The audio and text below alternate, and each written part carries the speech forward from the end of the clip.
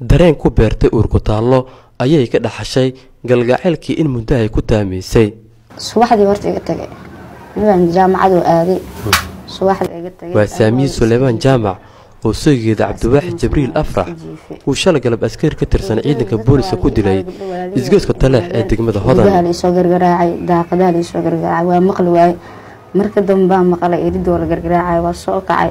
marka soo kacay walaashiya waxa ay dhahday hadii dhimanayo ma ogid miya maxaa dhacay markaas ay dhahday ninka dhaawac waaye miya أنا وابا نحب إسكونا وابحني إسبتالك أندار شفا إسبتالك مركي أدنى وحالي لهاي ميد واعي إلا مرة لنتبع داوع أنا الإنسو داعي afar cisho ayay qoys ahaayeen laakiin hadda keli ayay nolosha ku noqotay nafsadeeda ayay ku samarsiinaysay sawirada moobilka uu lahaa waxaana ii sheegtay hadalkii ugu dambeeyay oo ay isdhaafsadeen. إنا لله وإنا إليه راجعون ويا بنا والله مركو أو جامعة آد أنا كعي جامعة آد ما أنت وده هذا محقق دعاء عادي وله بحا طبعا جرو يوصون قنقذ ويسون قنا وبحا يريدوا استجا ويسون قنا محقق دعاء ما أنت ما أقال وهم يودي عنو ده عادي إسكسر يريد كور أنا كاجحر داود يال وجوريا مرحوم عبدواحد جبريل أو شل الوجود الإسقاط كتلح طبعا حرمنا ساكي إن بوقنا جوريا مرحومك هلديس طبعا إيو ولا ليس بقى جودها كجرة حرمنا هدينا بوقنا عن ورثنا سيدا ولعذا صدعي.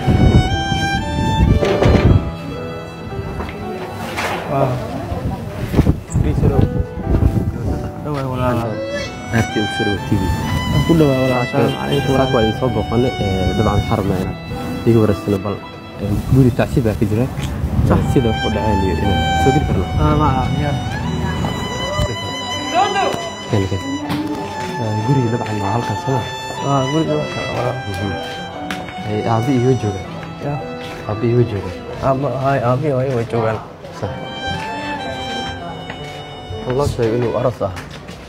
ولا ويل كاروس كوها صح ودريم كرتا حنونك وليه هي ويل أروسي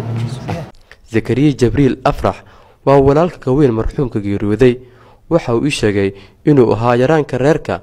da'diisuna ahayd 18 sano jir garidiisana ay aad ugu murugoodeen aroosaan ahay gabadhii sugayso guriga hooyana alab ka soo qaada rabaa ninka ku dhahay kadibna wuxuu yiri ninkan Noorheed in laga laawar hada been inay ID kaarkayga waa kana yiri kadib ID kaarka markuu saas u tusay ninkan liif ku garaacay unuga markii liif lagu garaacay waxa dhacday unuga dhagax uu qabsaday ninkii uu ku feeray markuu laba feer kale ku dhuftay ninkii hawada iska intuu kala imaad dhulka ku dhuftay ninka soo dilaayo ayaa ninkan kale heelo uu soo qeylay war hebelow unugii markuu hebelo lahay ninkii unuga qoriga arkay inta istaagu dhahay wariya xabad iga daa marka xabad hal xabad kor u riday koodii hore markuu kor u riday markaas waxay unuga ha istaaga camal unugana ma istaagin oo ku boqa xabadii tii labaadna wuu ku riday horta saasuu falka u dhacay marka ninkii kale uu wacay baa dilay ninka isdilaayeen uu dilay ma ahane nin kale gadaal ka imaado askariga ka tirsanaa hiil ahaan imaada dilay walaalkii xabad ku dhuftay